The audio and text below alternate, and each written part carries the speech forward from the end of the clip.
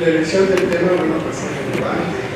Tenemos la realidad totalmente casi de las personas que se deben cada año con cáncer, 8 millones de cuales mueren por el caso de la mujer, el conocido, en primer lugar es el mama, en segundo lugar es el uterino, y en tercer lugar el hígado. En el caso de los hombres,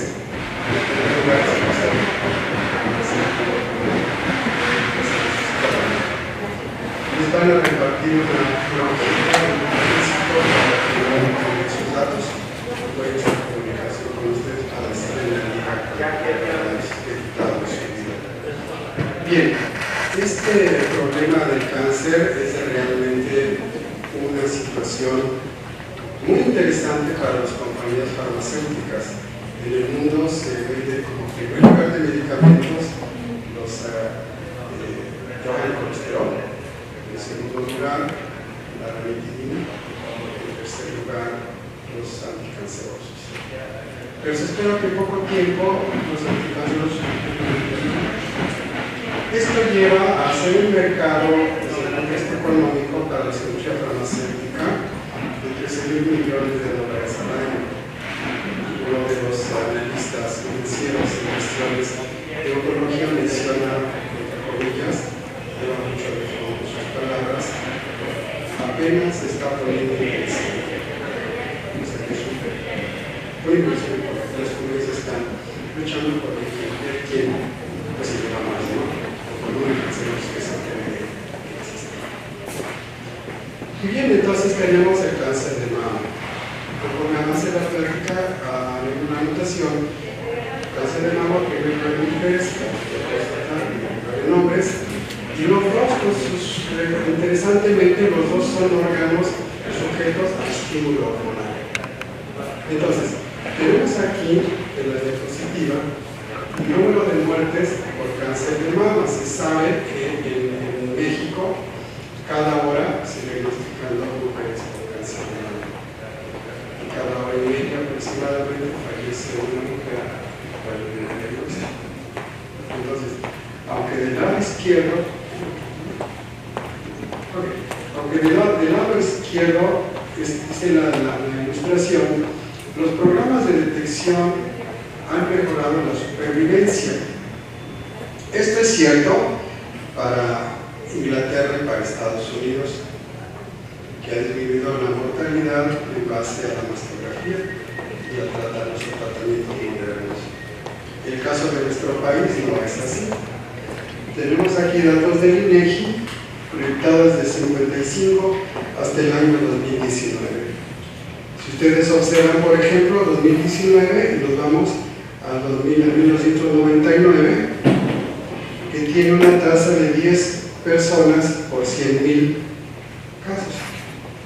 Y para el año 2019 prácticamente se duplica la cifra. Entonces tenemos un incremento en este caso prácticamente se ha duplicado. Tenemos una incidencia y una frecuencia, una duplicación mayor que el resto del mundo.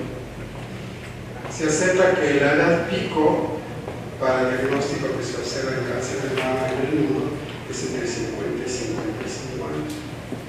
En el caso de México lo hemos bajado de 45 a los 50 años. Entonces tenemos un problema realmente delicado. Bueno, y aquí estamos viendo la glándula mamaria. Como les comento, es un órgano que independientemente de sus implicaciones o de su tinte estético, de su tinte sensual, es un órgano que realmente está diseñado para preservar la vida, es decir, el bebé nace y su función evolutiva es nutrir al bebé mientras puede comer. Lo atractivo de esto es que menos del 5% de las mujeres lactan a sus bebés. Entonces, la glándula mamaria finalmente no está haciendo su función evolutivamente hablando. Y es un órgano que desde que se gesta la niña en su vientre es un órgano sujeto a estímulo hormonal continuo. La telar, que si ustedes lo recuerdan, es un hormonal. A lo largo del ciclo menstrual tiene síntomas por diferentes circunstancias. Lacta por razones hormonales, se hace flácida por razones hormonales, y entonces aquí tenemos un caso bien interesante que comento ahorita ya más adelante también, la importancia que tiene el tejido graso en la función y la génesis del cáncer.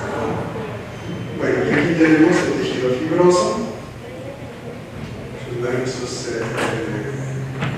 de Cooper, el tejido mamario propiamente dicho, sus conductos. Esto lo traigo como ilustrativo para considerar que el interior de los conductos es un recubrimiento epitelial y es justamente donde se gesta el cáncer. Aquí tenemos ganglios en reposo y aquí produciendo leche. Bueno, esta diapositiva la veremos varias veces porque me orientaré a ver la prevención primaria, secundaria y terciaria. Ustedes recuerdan, prevención primaria es que algo no suceda, prevención secundaria es que si sucede lo detectemos a tiempo, prevención terciaria es que si ya detectó, se trató de las demás complicaciones. Lo ideal sería incluir en esto, en la prevención primaria. Aquí tenemos una joven de 18 años y lo más relevante de esto, sobrepeso y sedentarismo. Esto de la menarca y la nulliparidad lo tocaremos más adelante, pero es un dato muy interesante. Y tenemos los antecedentes oncológicos. Nivel socioeconómico alto, esto durante mucho tiempo y todavía queda en la mente de algunos médicos, que es enfermedad de gente que tiene dinero y de la gente que no tiene, que no tiene dinero, era cervicuterino como prevención positiva. Casos cervicuterinos de pobres y de mama de renta. Ahora todos saben estudiar el cáncer de mama rebasó al cervicuterino en nuestro país. Como opinión importante, si no pudimos con el cáncer cervicuterino, que era con el Papa Nicolau, un espejo que se puede hacer aquí en la sala, una campaña de nutrición, obviamente el cáncer de mama es un equipo más complejo de abordar. ¿Qué podemos hacer en la prevención primaria? Por supuesto que la información a las jovencitas, en este caso, estaría orientada a controlar su peso. Una de las cosas es hacer ejercicio. Porque el peso, el tejido graso, nos enseñaron en la medicina, que era para los tiempos de hambre y guardar reservas de grasa que lo necesitase, no estaba necesario que eso no es cierto. El tejido graso es el órgano endocrino más grande que tiene la persona. Es productora de sustancias, de todas estas, es parte de la hormonal. Entonces, la prevención primaria es lo que idealmente deberíamos trabajar con nuestros pacientes. Vamos a ver la siguiente diapositiva. Y aquí cae un poquito más en el concepto. Es un órgano profundamente de influencia hormonal. Si ustedes analizan una mujer a los 10 años, cuando se empieza a arreglar, deja de arreglar a los 50, por ejemplo, y tiene 3 niños, entonces son 40 años para arreglar, y los 6 quedan 34, si lo multiplicamos por 12, es el número de reglas que esa persona va a tener. Y el flujo, el estímulo hormonal sobre el tejido mamario va a ser constante.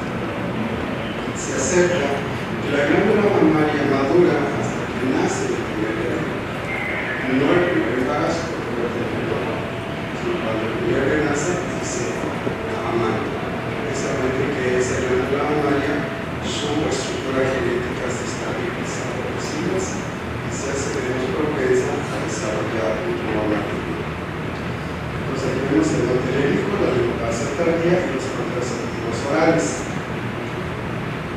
Vale la pena aquí mencionar que para tener positiva la terapia de restitución hormonal. Ustedes no lo vivieron, pero cuando yo estaba en la canción que en la edad, estábamos en la universidad, una campaña de consumo primario y se repartió con mucha ligereza por parte de todo el cuerpo médico hasta que se comprobó que primario causaba cáncer y eso también por el estado de la persona cancerígena. Pero bueno, ya después de 20 años que se utilizó, la parte médico porque no puede tomar, y se cambia el discurso.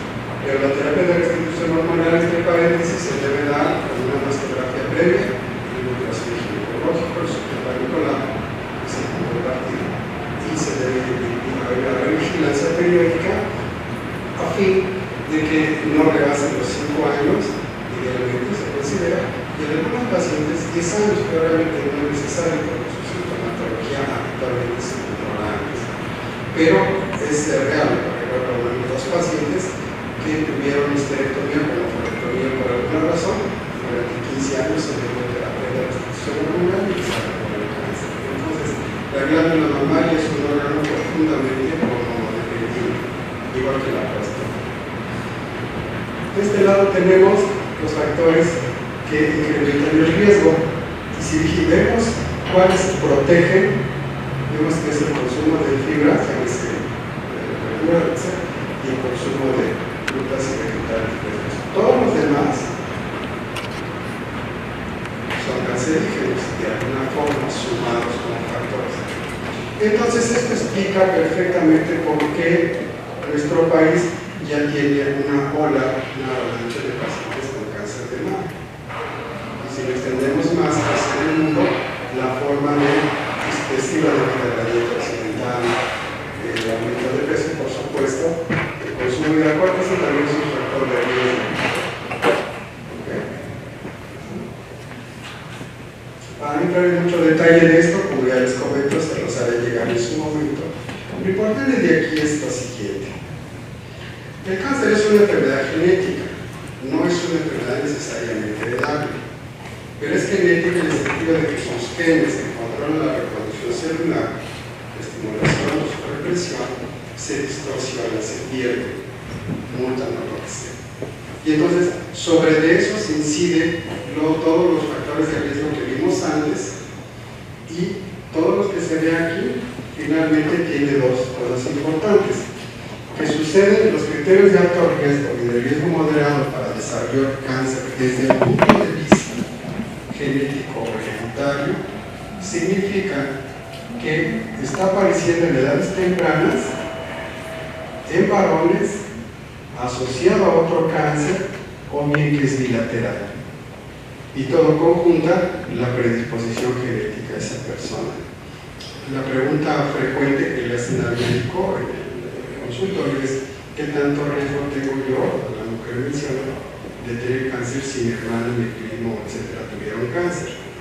Y la respuesta que ustedes pueden dar con mucha confiabilidad es: si su mamá, esta paciente, su hija o su hermana desarrollaron cáncer de mama, especialmente antes de su menopausia.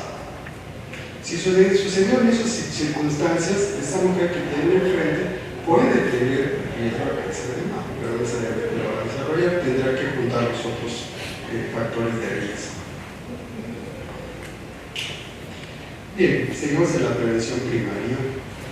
Entonces, ¿qué tenemos como respuesta, por decirlo así, de parte del cuerpo médico para los pacientes que no han desarrollado, que no desarrollan cáncer de mama? El índice de masa corporal, la circunferencia abdominal son importantes para nuestras pacientes, pero la más importante es la circunferencia abdominal. De hecho, esta es predictiva de alguna forma a que la mujer pueda desarrollar cáncer de mama. Ya no es el índice de masa corporal.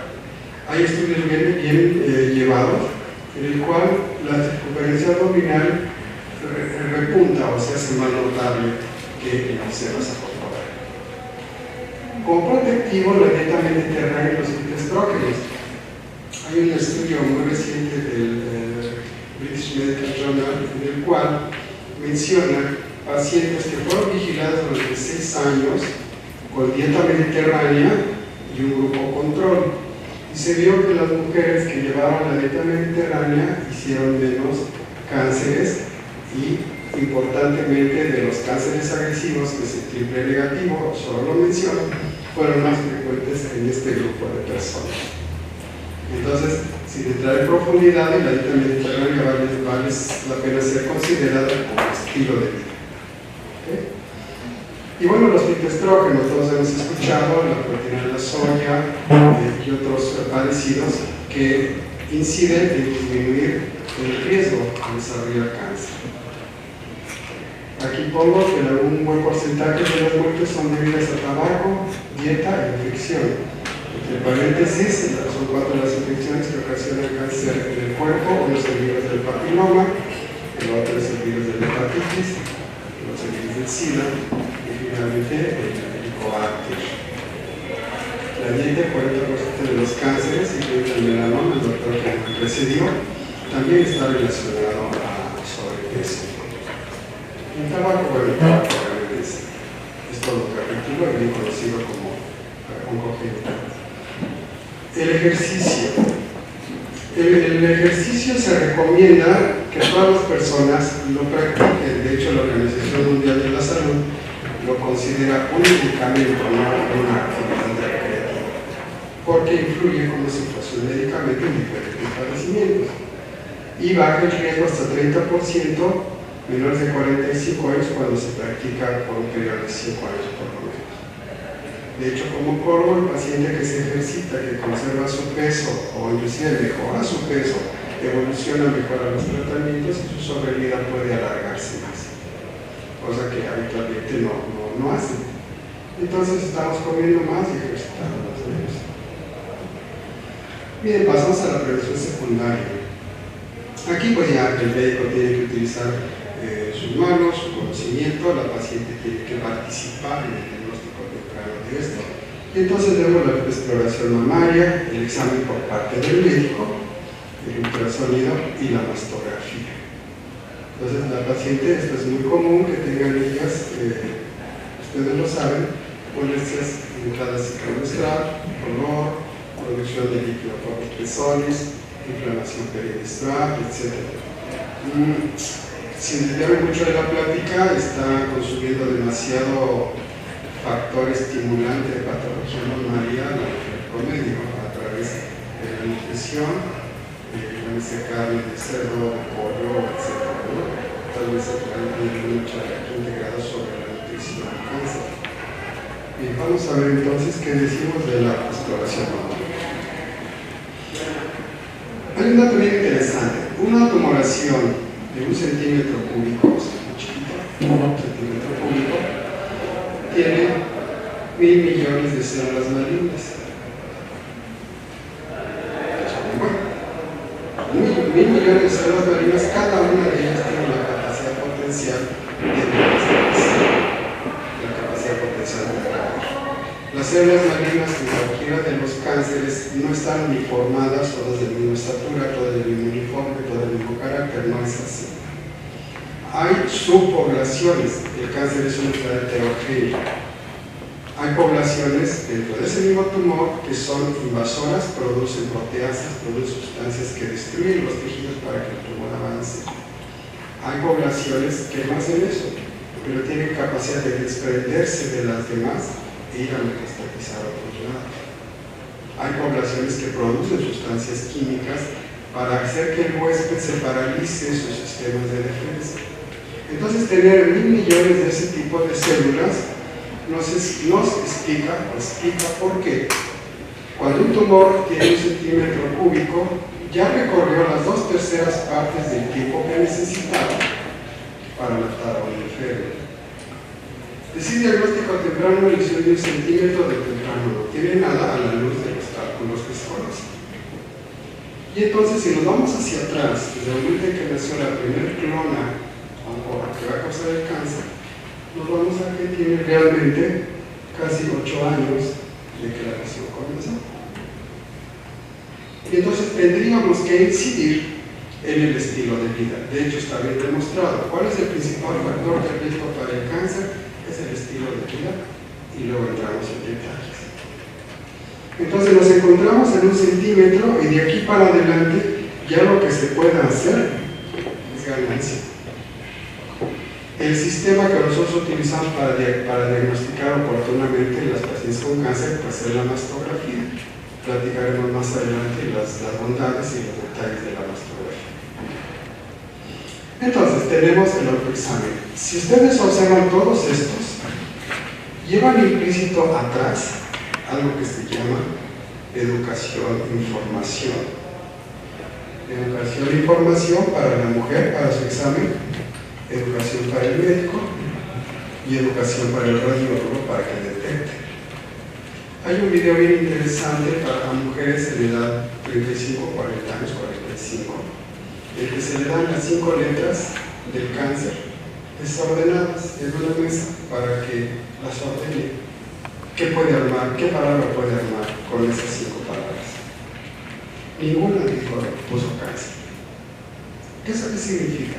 Que no está en la mente del público la capacidad de desarrollar, de entender que puede tener cáncer. Esto es genético. Está demostrado que hay genes que cuando la persona los expresa, le da la sensación de a mí no me va a pasar. Todo es genético. Entonces, no se le puede culpar a la paciente cuando la gente que reaccione así, o sea, yo no voy a chocar, no va a tener este problema, porque ya hay cierta predisposición de algunas personas a esa dejadez, por decirlo. Y entonces, respecto al autoexamen, la primera pregunta es: ¿influye en el diagnóstico temprano del cáncer de mama? La respuesta es: ¿quién sabe? Algunos dicen que sí funciona, otros dicen que no, pero se ha dejado como un método educativo para sensibilizar a la mujer a que se cuide. Diagnostica si la mujer, se incrementa su capacidad de exactitud cuando la mujer está bien entrenada. En estudios en asociaciones religiosas, cuando a la mujer se le insiste 3 o 4 o 6 pláticas en el autoexamen, finalmente aprende a hacerlo. Lo interesante es que solamente el 30% lo sigue haciendo el resto de su vida. Entonces se pierde un poco la broma. Y respecto al examen clínico también fallamos un poco.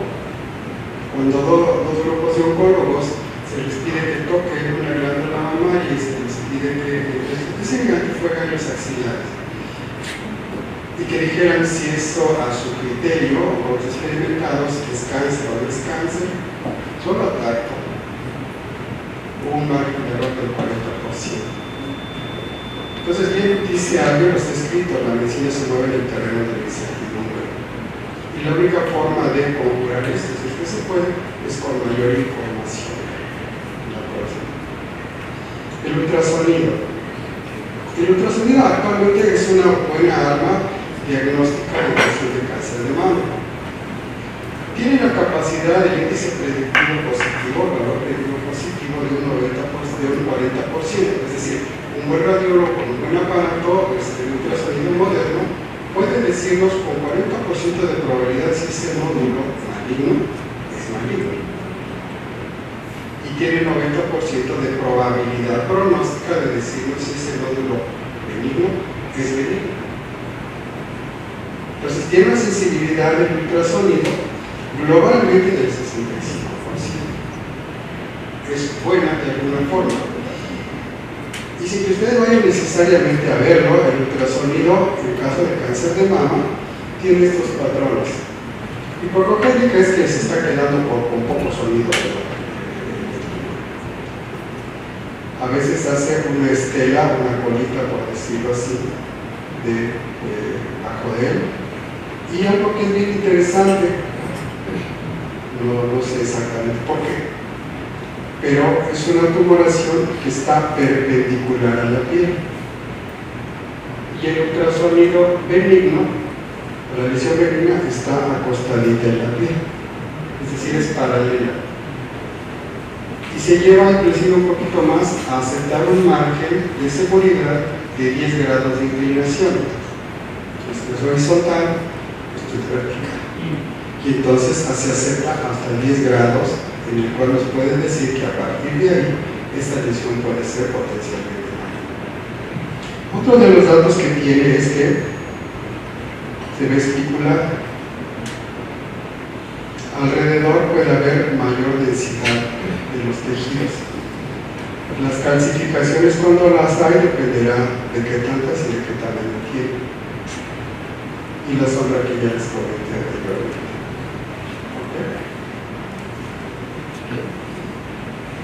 Entonces vamos a acercarnos a la mastografía.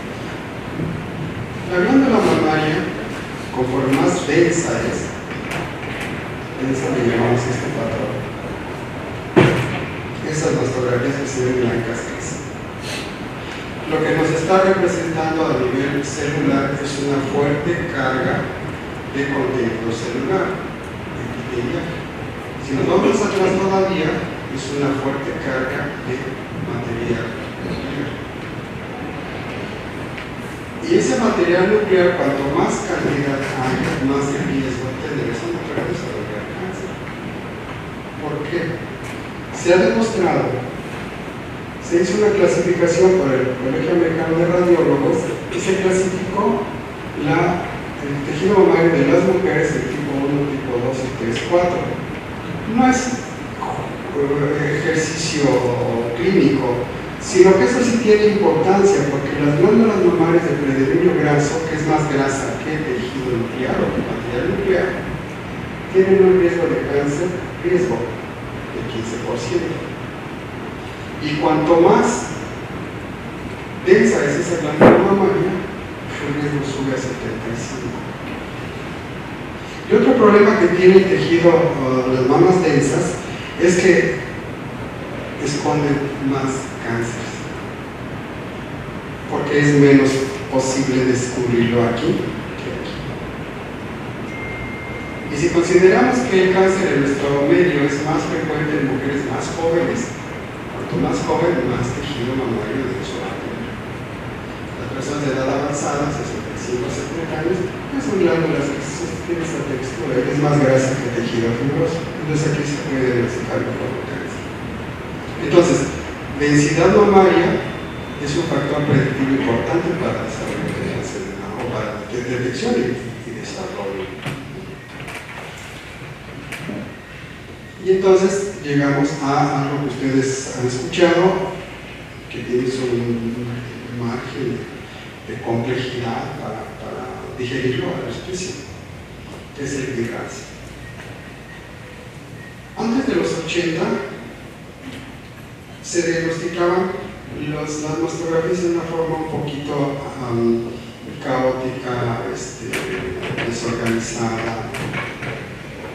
Como los Estados Unidos viven en una medicina defensiva, una medicina de demandas, se tuvo que clasificar hacer un programa en el cual se unificaran todas las mastografías para poner un orden. ¿Okay? Y entonces se hizo esta clasificación, categoría 1, 2, 3, 4, 5 y actualmente ya 26. Entonces cuando se publicó finalmente todo el trabajo, fueron como 6, 8 grupos médicos, incluyendo la FDA, para llegar a estandarizar esto. Cuando se publicó a finales de los 90, se dejaron hasta aquí 5 categorías. En el 2003 se agregaron estas 3 y ya actualmente la clasificación nueva de 2007 ya se acepta el BRAF para resonancia magnética y para ultrasonido. El sospechoso, el bajo, es cuando tiene menos del 45% de riesgo de cáncer, aquí anda como en el 90 y aquí menos del 94. Aquí ya se acepta que arriba del 95 es este. Y el número 6 es cuando es un cáncer comprobado. Entonces, para no entrar en detalles, lo importante es que el BRAF es la norma como se debe interpretar esto. De hecho, es marca registrada, pues, no se les escapa. Y aquí están los parámetros o lo que se tiene que hacer en cada caso. El 0 obliga a un examen más completo. Y aquí vemos los falsos negativos, que ya comenté la importancia de la densidad mamaria. Bien. Aquí están los datos más importantes que se pueden encontrar y decir que una lesión puede ser maligna. Como les comento, les voy a hacer llegar esta información, y estos datos es importante tenerlos en mente. Las microcalcificaciones se ven hasta el 50% de las lesiones que no son palpables, como en este caso. La más especulada y conocida, el estelar como esto, el pezón retraído, la piel engrosada, densidad focal asimétrica, que la misma glándula mamaria en una se ve una cosa, en la otra se ve una distorsión, la masa grande circunscrita. Y estas son las diferentes formas que pueden tomar una lesión considerada maligna.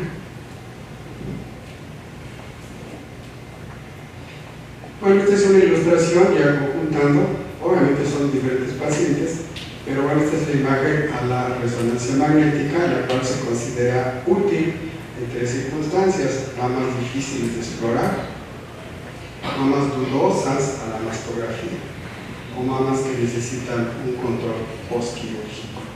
No se acepta como método de screening, de rastreo. Este es el ultrasonido, y volvemos a la observación de su forma vertical y la imagen mastográfica.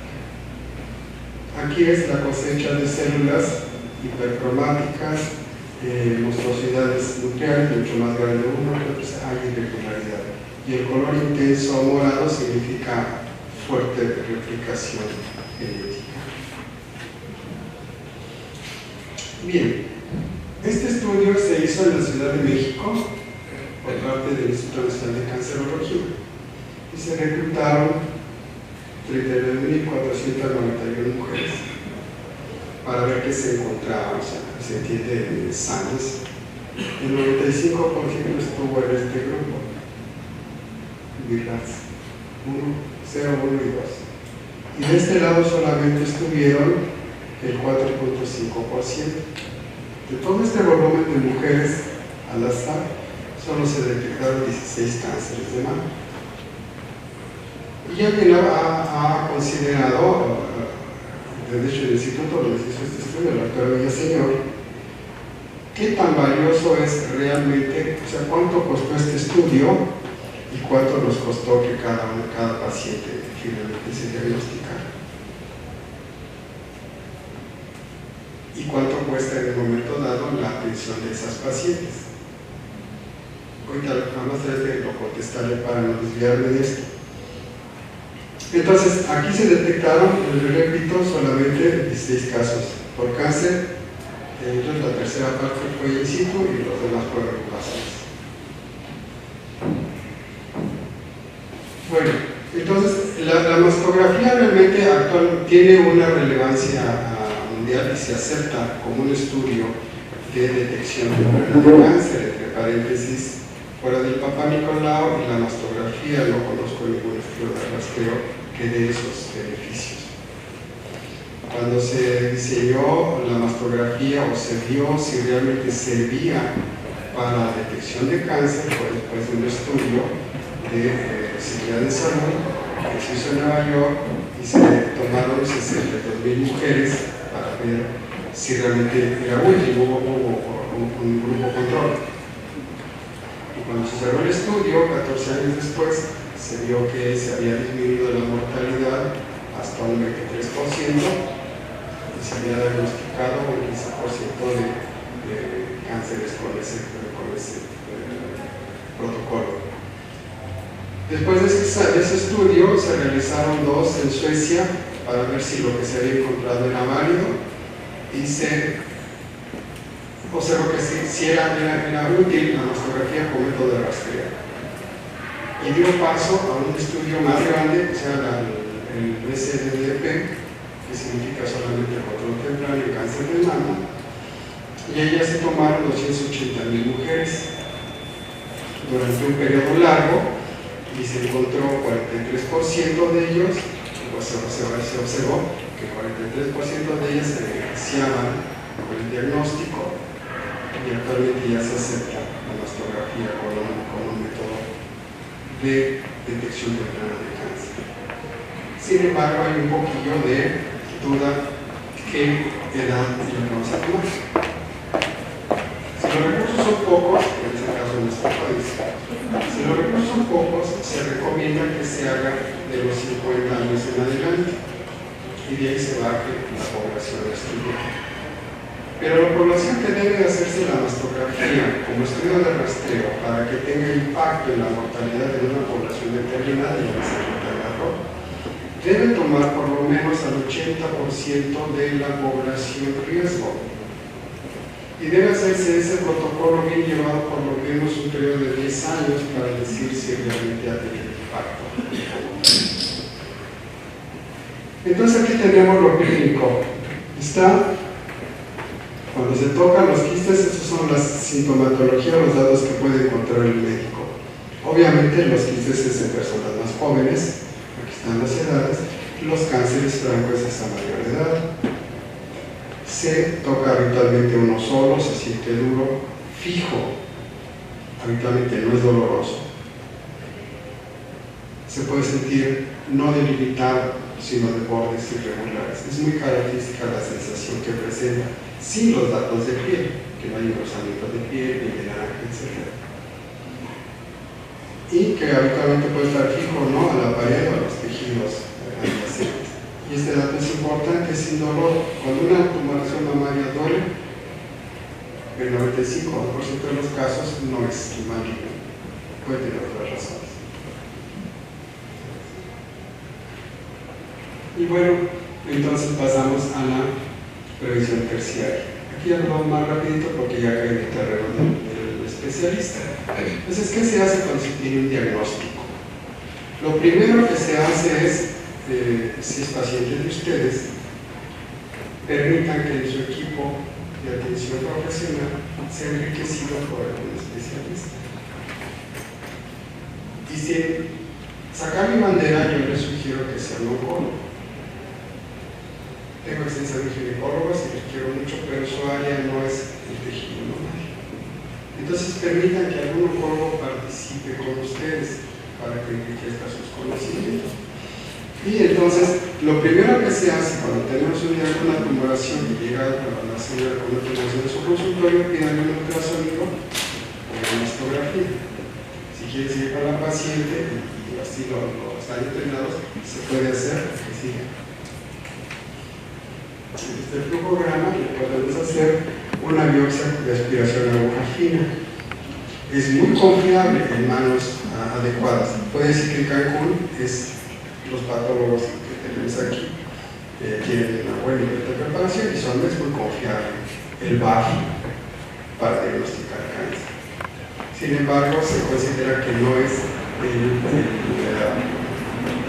con ese diagnóstico no podemos diseñar una estrategia de tratamiento, debe corroborarse con métodos más profundos, como es una biopsia por agresión, o bien sacar la tumoración, que aquí es un problema.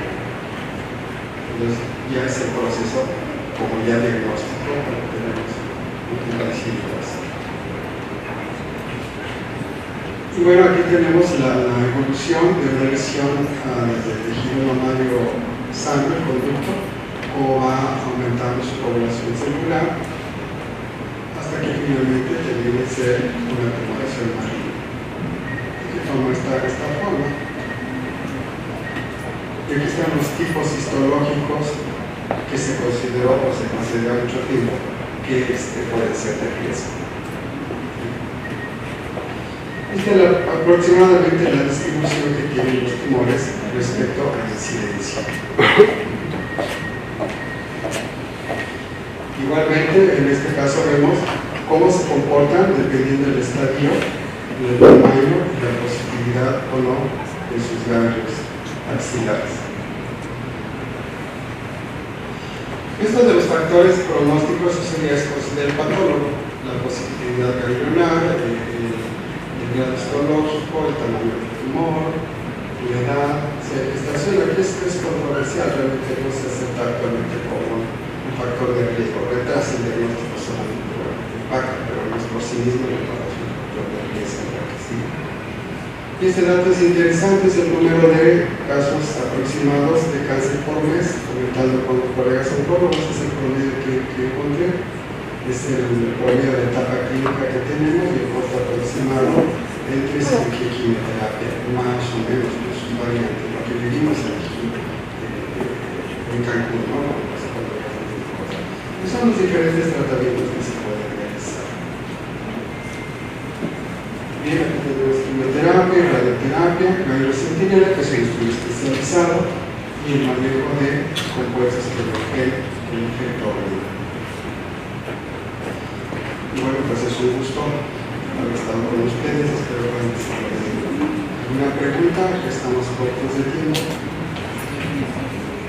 Sí, digan, las microclasificaciones, ¿qué significado tiene? Que usted mencionaba como un dato de mal pronóstico. Las microclasificaciones se presentan como lo que se llama el 50% de las lesiones no palpables, y eso lo hace habitualmente el Instituto de Estigma. Mire, las diferentes depósitos microscópicos de calcio que están asociados a que acuérdense que las mamas producen y almacenan leche. Entonces hay depósitos de calcio